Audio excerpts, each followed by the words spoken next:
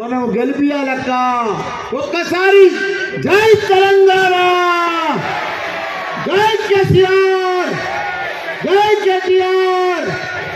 అందరు కూడా ధన్యవాదాలక్క. రాత్రి అయింది, ఎక్కువ టైం తీసుకోము, అర్ధగంట సేపట్లో మునిగిపోతుంది. మంచి బిర్యానీ ఉందక్క, మీకు దండం పెడతా.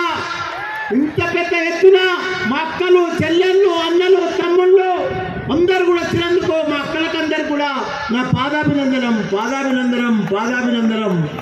ఈరోజు ఇంత పెద్ద ఎత్తున మన కంటోన్మెంట్లో, మన ఇంపీరియల్ గార్డెన్లో మన సభాధ్యక్షులు పాండు యాదవ్, మహేష్ గారు, మిగతా స్థానిక నాయకులు, మన క్యాండిడేట్ నివేదిత, మన సీను టీఎన్సీలు, ఉద్యమకారులు, మా అన్నలు, తమ్ముళ్ళు, చెల్లెళ్ళు, అక్కలు, పత్రిక వీరు లేకపోతే వాళ్ళుందరు, వాళ్ళు లేకపోతే వీళ్ళుందరు.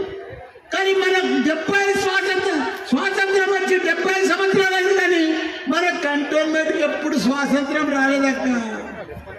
పెద్ద పెద్ద మంత్రులు అయ్యారు కాంగ్రెస్ లో, బీజేపీలో పెద్ద పెద్ద మినిస్టర్లు అయ్యారు, కానీ మన కంటోన్మెంట్ ఎవరు పట్టించుకోలేదక్క.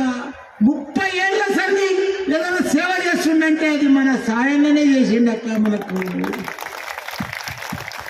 కేంద్ర మంత్రులు కాంగ్రెస్ లో, బీజేపీలో 10 ఏళ్ల సంది కేంద్రంలో ప్రైమ్ మినిస్టర్, మంత్రులు అంతా ఉన్నారు. కిషన్ రెడ్డి ఇక్కడ కూడా బీజేపీ మంత్రి ఉన్నాడు, కేంద్ర మంత్రి.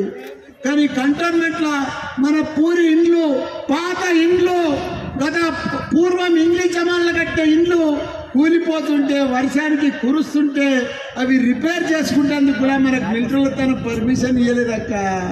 తాడుబందులు కానీ, సిప్పిలలో కానీ, బొల్లారంలో కానీ ఎన్నో ఇబ్బందులు పెట్టిరక్క. జర్ర ఇల్లు కూలిపోతే మనం రిపేర్ చేసుకున్నామంటే కూడా మిలిటరీలు వచ్చి గన్నులు పట్టుకొని మనల్ని ఆపిరక్క, మన ఇల్లు కట్టుకొని వెళ్ళలేదక్క.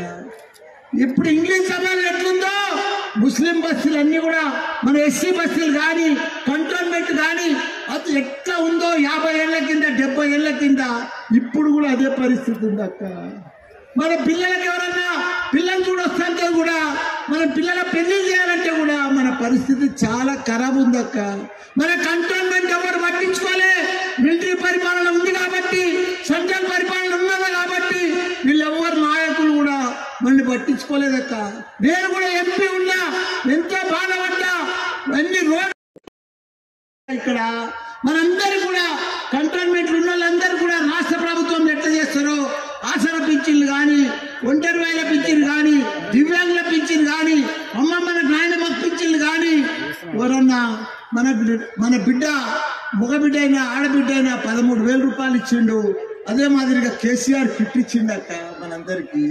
మా అమ్మమ్మకు, నాయనమ్మకు, తాతమ్మకు, ప్రతి ఒక్కరికి ఇలా 200 పింఛన్ ఉంటే కాంగ్రెస్ లా ఇలా 2,000 పింఛన్ చేసిన ఘనత కూడా మన సీఎం కేసీఆర్ గారక్క. అంత గొప్ప నాయకుడు మనం ఇప్పుడు గెలిపించుకున్నాం. సాయన్న కూడా 30 ఏళ్ల సంది మనకు సేవ చేసిండు, మంచిగా డబల్ బెడ్రూమ్ కట్టించిండు, మనకన్నీ కూడా తాగునీరు అందించిండు, మంచినీరు అందించిండు. అదే మాదిరిగా ఆ దేవుడు తండ్రి బిడ్డను ఏడాది లోపల తీసుకుపోయిందట.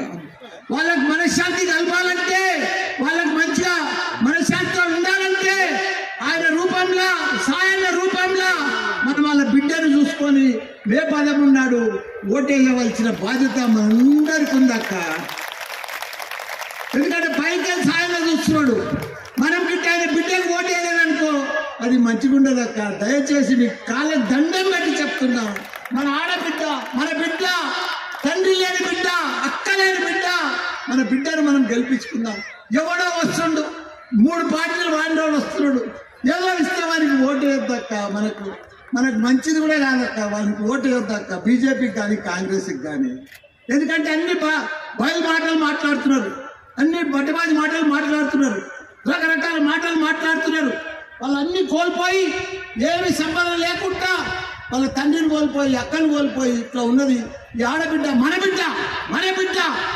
ఏది ఏమైనా సరే భారీ మెజార్టీతో ఇంతమంది మహిళలు వచ్చారు, మక్కలు, చెల్లెళ్ళు, ఇంత పెద్ద మహిళా సభల మీ అందరూ కూడా చెప్తున్నా, నేను నివేదిక కోసమే వచ్చిన మన బిడ్డ అనుకోని చెప్పి మీరందరూ కూడా ఎవరైనా పైసలు ఇచ్చినా, ఏమి ఇచ్చినా తీసుకొని మన బిడ్డకు మే పదం ఉన్నాడు.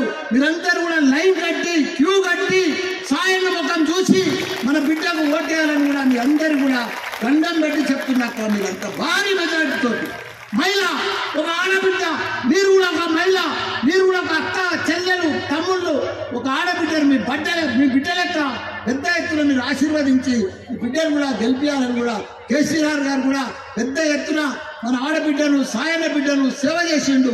ఈ బిడ్డకే టికెట్ ఇద్దామని అందరికి కాదని చెప్పి మన నివేదికకు టికెట్ ఇచ్చిండు. మీరందరూ కూడా సాయన రూపంలో చూసుకొని ఆయన ఆత్మశాంతి అయ్యేటట్టు ఆయనకు తలుచుకొని ఆయన చేసిన సేవలకు, సాయన చేసిన సేవలకు మనకు ఆయన బిడ్డకు మనం ఓటేస్తే కూడా మనకు కూడా మంచిగా అనిపిస్తుంది అక్క. దయచేసి ఎవడో మాటలు చెప్తుంటారు, ఎవడేం చేయలేదక్క, నేను కంటోన్మెంట్లోనే ఉంటా, బోయినపల్లిలో ఉంటా, మీకు కూడా తెలుసు. 75 ఏళ్ల సంది యాడున్నది. ఏదైనా పింఛన్లు పోయినవో, ముస్లిం బస్ ఇవ్వో, ఎస్సీ బస్ ఇవ్వో, సిక్ విలేజ్ ఇవ్వో, పాత బస్ ఇవ్వో, పోలీస్ లైన్లకు పో, రసూల్పురకు పో, పెద్ద గలీజక్క. ఎవరు మార్చలేదక్క. ఎవరు కేంద్ర పరిపాలన ఆడుతుండే మే నెలలో ఊళ్ళలో వస్తూ ఉంటుంది. ఇప్పుడు 18% వెళ్ళిపోయింది. మళ్ళా 30 కూడా మన బాగా చేసి ఊట మన అమ్మమ్మలు నాయనమ్మల ఇంటికి పోతే రోడ్డు పడతా ఒడ్లే పంటలే పంట, ఒరే ఒరి గొర్రెలు పోతున్నాయి. కేసీఆర్ పోతున్నాయి. గొర్రెలు లేవు అక్క, ఏమీ లేవు. మీకు వేలిస్తారని ఆశ ఆ 2000 కూడా సరిగా పడతలేవు. ఇంత మోసం ఎప్పుడు చూడలే. కాబట్టి ఈ మోసాన్ని జవాబుతో కొట్టాలంటే మే 13 నాడు ఓటుతోటే కొట్టాలి. మన ఎంపీ గారు గుర్తుకే ఓటేయాలి. బిడ్డకు ఆడబిడ్డ, మన ఇంటి బిడ్డ, మన మెజార్టీ కానీ రీతిలో మనం వారి మెజార్టీ ప్రజలు ఓటేసి గెలిపించాలి. మన పిల్లల కేర్ గారు పాఠశాలలు 1000 ప్రతి గురుకుల 1,20,000 రూపాయలు పెట్టి తెరిచింది. అక్కడికి ఎవరికైనా కేసు ఇట్టు లేదు, ఇప్పుడు బంద్ అయిపోయింది. కేసీఆర్